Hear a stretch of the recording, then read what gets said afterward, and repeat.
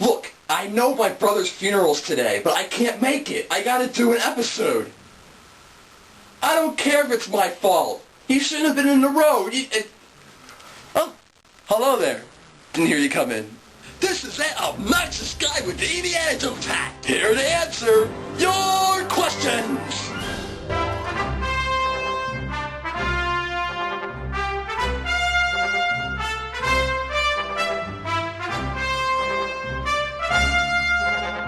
Today I decided that one of my backyard trees needed to be trimmed. After cutting a few down, I inadvertently cut one that was suspending a beehive.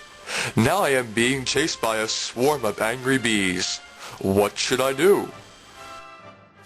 I love easy questions. Well, as you're running for your dear life, pull out your cell phone and call your neighbor. Ask your kind neighbor for a pitcher of water and a cup of sugar. Oh, and also remind them that you'll be picking it up in about 14 seconds.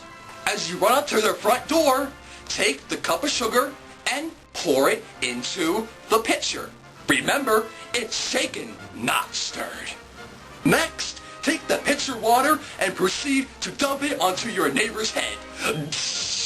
Thus, the angry bees will stop chasing you and proceed to follow after your neighbor.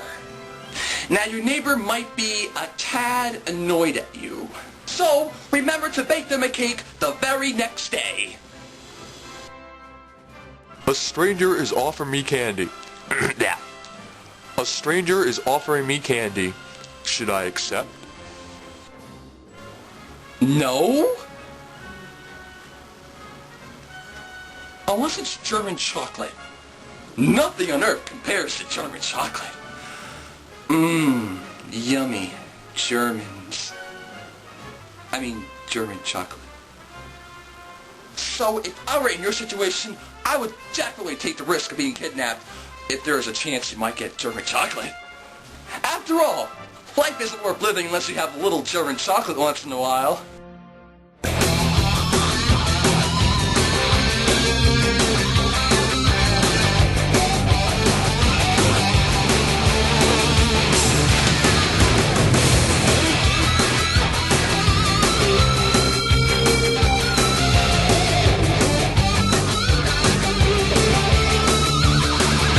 German chocolate rocks.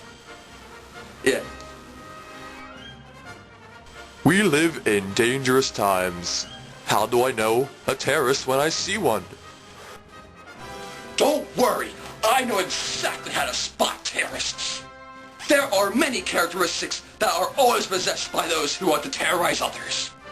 First, terrorists and guns go hand in hand. Kind of like love and marriage. Except more sadistic and gruesome.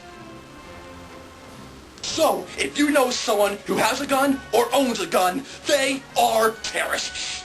Second, terrorists and long beards go hand in hand as well. So, if you know someone who has a long beard, they are terrorists. In fact, terrorists! But sadly, there is an even greater form of terror that exists in our world today. That if ignored, will destroy cities, countries, and millions of lives. This form of terror is, of course, global warming. Don't say it! Don't say those two words! My ears are bleeding! Why do I torture myself this way? Because I'm not the most important thing on this earth. I am trying to think of others before myself. I must warn you of global warming! Yes, every one of you who doesn't drive a hybrid or electrical car. Those of you who support offshore drilling. Those of you who don't turn out the lights when they leave a room. You are the greatest form of terror scum this world has ever seen. All tree huggers, unite! So, If you see someone who has a nice house, if you see someone who uses fuel to heat that house instead of wearing a jacket, a sweater, or wrapping themselves in a blanket, if you see someone who doesn't turn out the water when they're brushing their teeth, you have my permission to shoot to kill on sight!